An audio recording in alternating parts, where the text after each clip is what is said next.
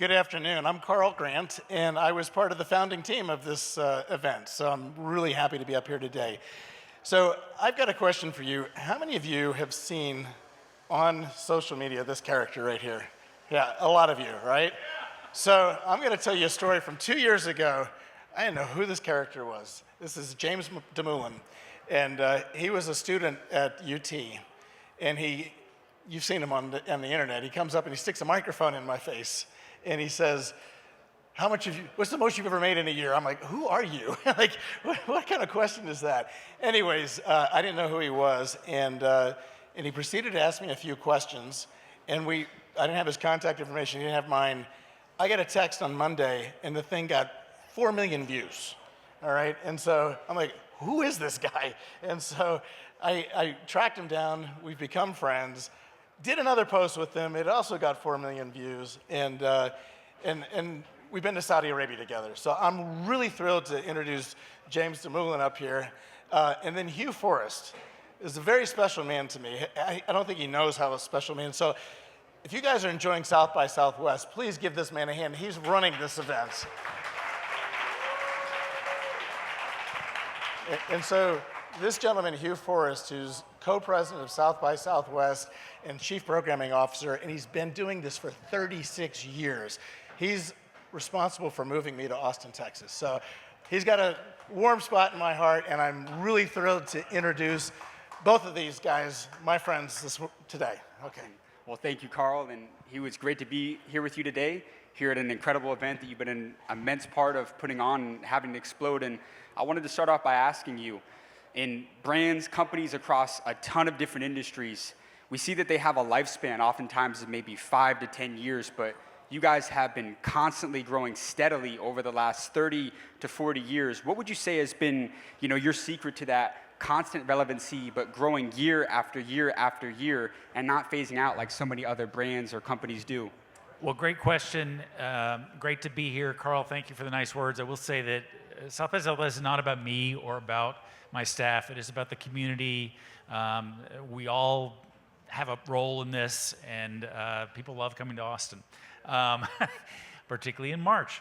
To your question, I think one of the secrets that we've remained relevant for 35 years is that we've changed and pivoted a lot. I mean, when South by Southwest started in 1987, it was entirely focused on music, all right?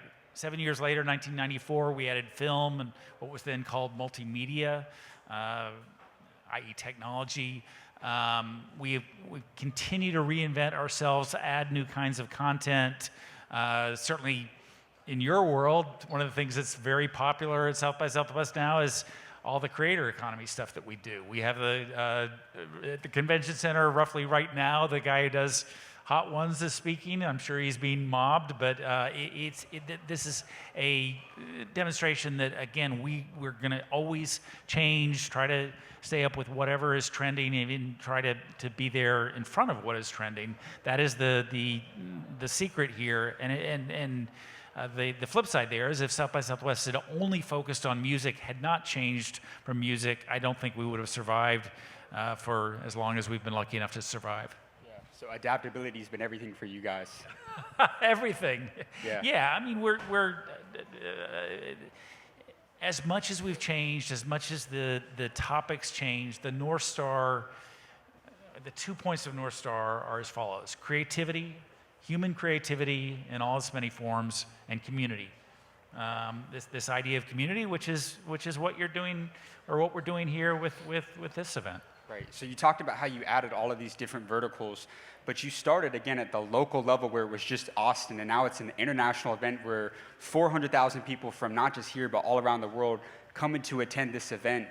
What would you say were those things that you guys did continuously to scale year after year, beyond just even adding the verticals, right? Because you said you started with the focus in music, creativity. You guys have so many different verticals now. Any advice to somebody, maybe they're in the event space business, they're trying to scale and grow their company to get to that international level, what would you say? Well, I think that the big advantage we've had is just longevity. I mean, we've grown a little bit every year, and over 35 plus years, that amounts to something huge. and we were lucky enough to start when social media wasn't around, so all our mistakes couldn't be broadcast to the world. But again, just growing a little bit every year, trying to improve ourselves a little bit every year, trying to incorporate new communities into the mix, that has proved to be a very powerful formula. Right. Now, you have a background in journalism.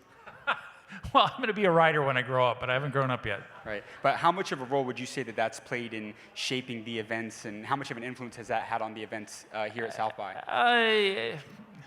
I think more what has shaped the event from my background is that I went to a small liberal arts college in Ohio. In liberal arts, this idea of incorporating a lot of different, areas of study and coming up with something of the well-rounded human or whatnot. And I think that's what we do with South by Southwest. I mean, again, you can go to a session about cooks, about how AI is impacting food. Then you can go to another session about quantum computing. Then you can go to another session about, again, creator economy. There's all kinds of different communities that come together.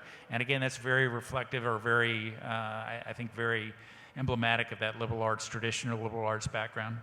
Now, was there a big challenge that you at one point had to overcome in those early years that maybe you haven't talked about or discussed? And if so, what's one challenge that stood out to you that you overcame and maybe look back and say, I don't even know how we got past that? Well, we have challenges. We're constantly dealing with challenges, and if it looks like we've overcome them, then we're doing our job right. I think that the early years, it was hard for the technology part to get traction, okay? The music was getting a lot of traction, the film was getting a lot of traction, technology wasn't. More recently, the challenge is kind of the other way around, is that we have been fortunate enough to grow so much, and that's cool on so many levels, but our big challenge now is breaking down this big event into much smaller, more approachable events, something that is more easily digested. So we're constantly looking at new ways to kind of, again, create smaller, more intimate events within this large event. I love it.